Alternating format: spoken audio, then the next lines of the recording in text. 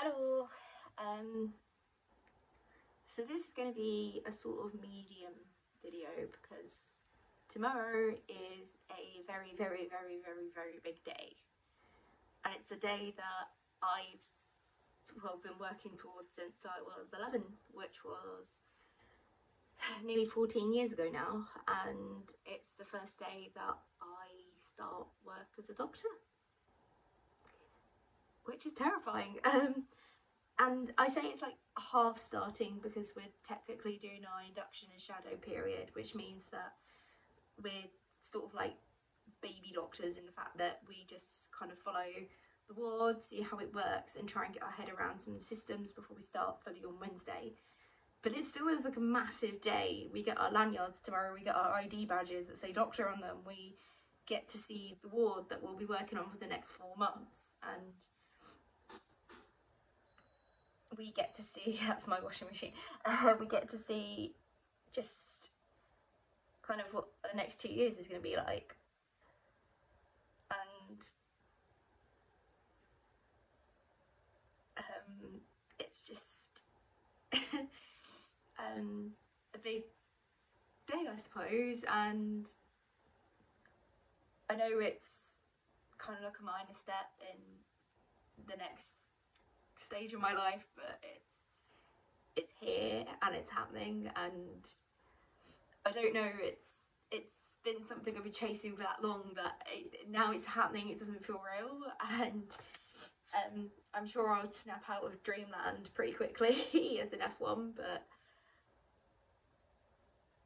I'm just so looking forward to it. I know there's a lot of negativity on Twitter and a lot of stress about being an F1 with the pay and the working conditions, but when you strip all that aside, and I have tried to strip a lot of that aside because I don't want to go into my first job with a negative mindset, because that's not how to survive as an F1, but putting all that aside, I'm going to be a doctor, and that is just insane.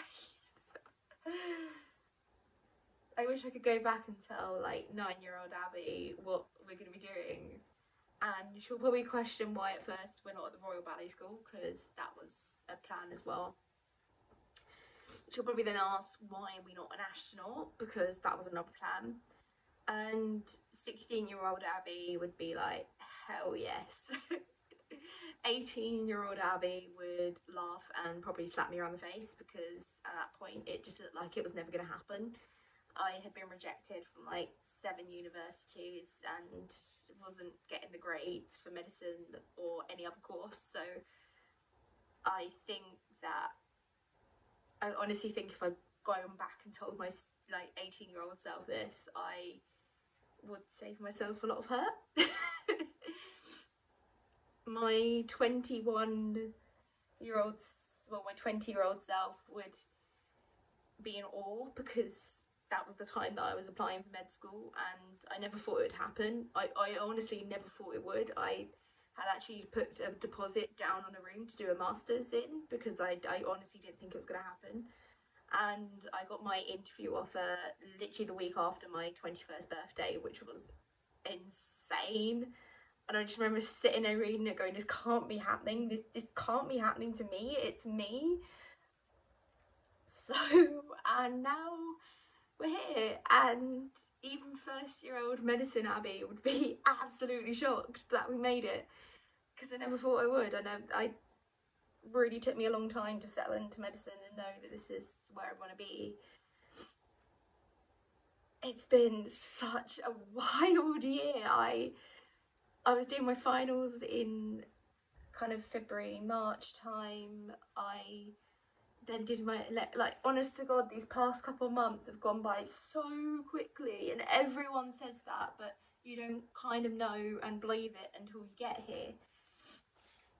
It's been really weird because I've been seeing a lot of my friends starting their inductions like Monday this week, Wednesday this week, or even last week, and I don't start mine till tomorrow, so there's been a lot of FOMO on my end, but it's tomorrow now and I'm really excited. And like even small things like being able to put this bedding on my bed that I bought at Christmas for my first FY1 flat for my first doctor flat is, we were literally unpacking it and I'm like, oh my god, this is finally happening.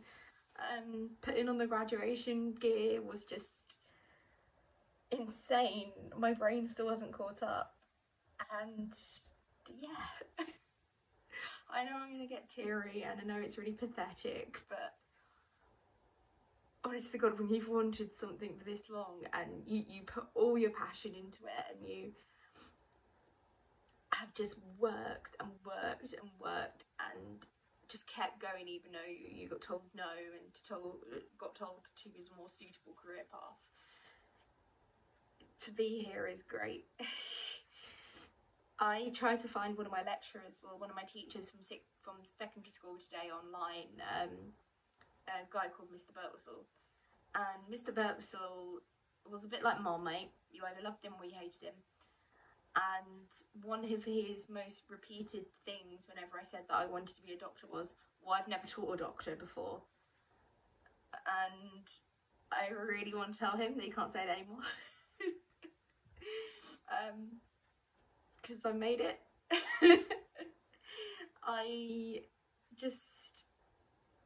Honestly, I remember sitting in PHSE and writing down what a doctor earns, and because we had to do career portfolios, and I knew that was what I wanted to do then, and doing work experience at Guy's and St Thomas's for my first ever medical work experience was insane. And I just knew then that that is what I wanted to do, and yeah. This is gonna get a little bit rambly, so I'm gonna finish up now, but I have a shower and a hair wash because all I've done is like push my hair back today, so it's gonna be really greasy tomorrow. Make sure my clothes are sorted for tomorrow and go to sleep on the eve of one of the biggest days of my entire life. So signing out for the last time as a, I suppose, non-doctor. And tomorrow is my first half day as Dr. Abby Elizabeth Tutt.